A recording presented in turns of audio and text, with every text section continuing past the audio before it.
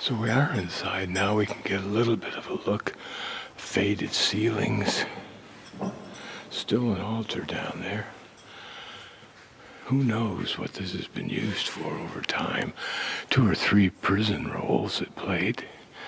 Here you can see carpeting laid out.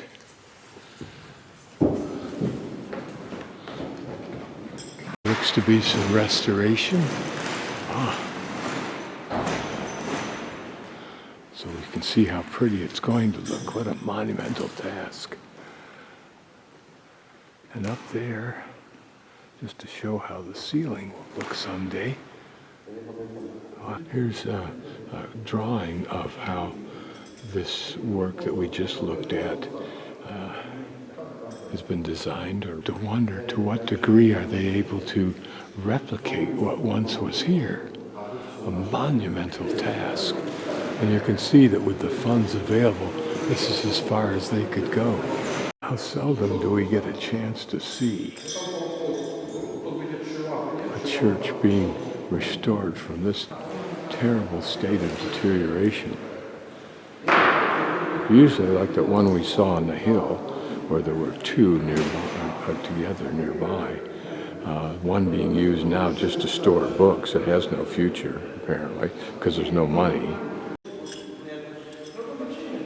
But probably areas like that, it hasn't been, so it's still just covered with carpets. Either that, or it's designed to protect the floor. Older pews, apparently.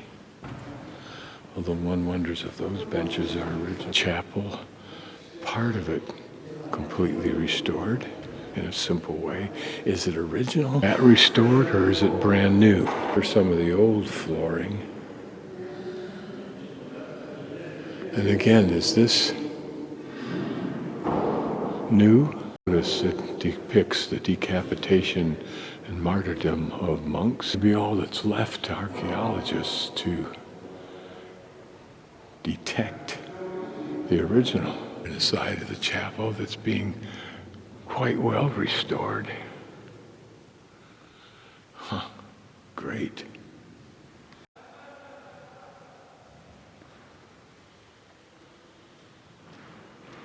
Walk across the floor, you can feel that it's wood.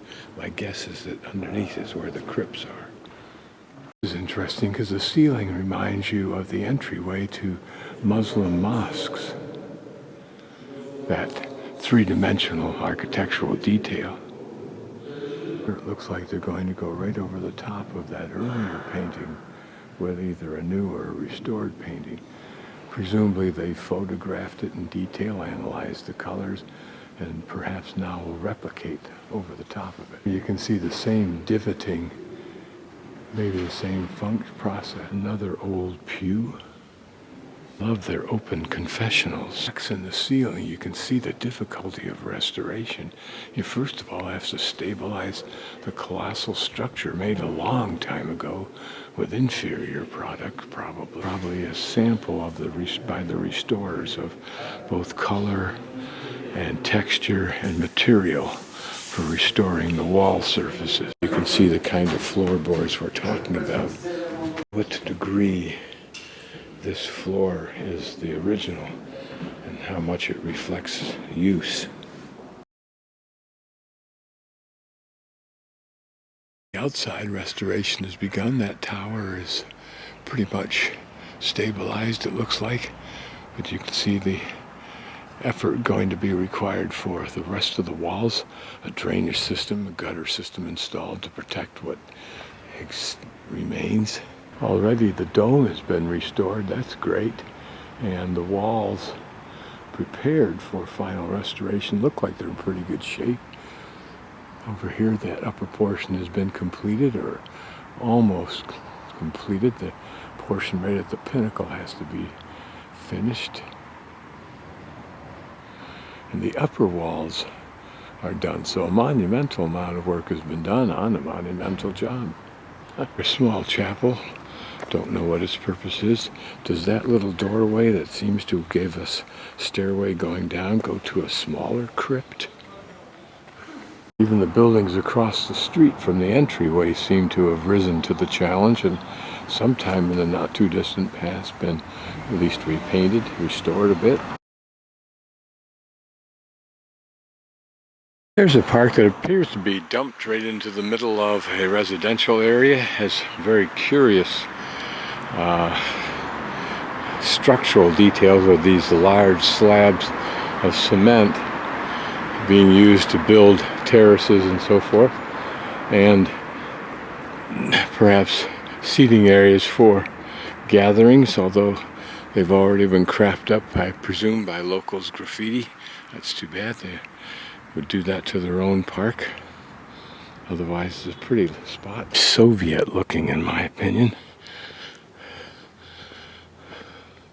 A little bit mitigated by these ivy plants growing over some of it. I suppose that's appropriate imagery since I'm now en route to the KGB museum. I can wander through that residential complex just for the experience. So it's surrounded by older buildings there, and behind that tree is one that almost looks like it's made out of wood, and it appears to be. And yet these utilitarian apartment houses on top with modern units built on top. Interesting. Chunk of interesting architecture, again found at the top of a building, where it's easiest to make innovation actually. But notice the upper greenish story is tilted outward from the columns below. It's an old building.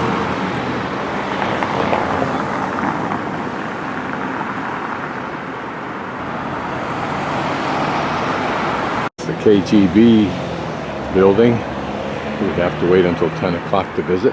This park illustrates something nicely maintained, but it's designed to be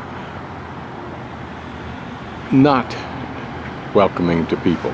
Notice the benches are all placed where you sit in the direct sun instead of underneath the trees. Here, civic aesthetics trumps citizen use.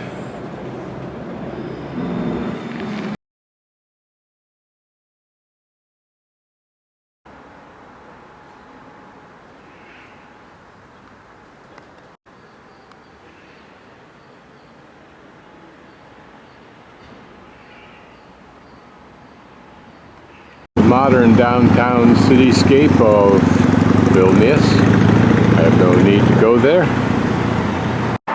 This would have been an impressive building in the day. Less so now.